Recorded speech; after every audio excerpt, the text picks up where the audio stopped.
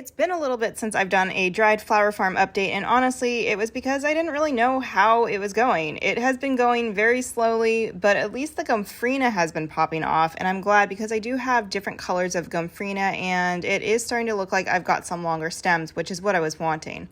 The straw flower hasn't been doing as well, and I am so shocked because last year I had a couple of straw flower plants that were about 5 feet tall, and they just had so many blooms. But the ones that I have this year are growing short and slow, but hopefully they'll catch up. The celosia is doing okay, but it does seem to be slowing down a bit. And then I've got some apricot status, I think that's how it's pronounced. That is starting to show up, which is really pretty, so if I can start harvesting some of that, that will be a nice addition. And then I've got some random amaranth that I planted here. I could use them for dried floral arrangements, and it does look like it is starting to take off. And I also threw out a bunch of seeds out in this patch. I have a long growing season, so hopefully they can take off.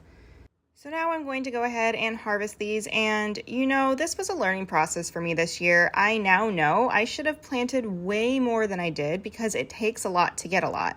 But I didn't think I needed that many because last year I had a few plants and they got huge, and so I thought I would have the same results this year.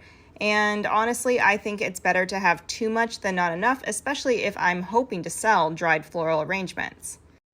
Given that I haven't gotten enough to make a ton of bouquets, I don't know that I can make it out to any craft fairs or any kind of market before the year's end. I might be able to sell some on the Nextdoor app, maybe on Facebook Marketplace, but I'll keep at it. I'm not discouraged at all. I knew this year would be for learning. And that's the thing about dried flowers is I can harvest whatever I can this year and add to whatever I grow next year. If I was a fresh flower farmer, I'd depend on the volume in the season I'd be trying to grow it in. But with dried flowers, I can just save them.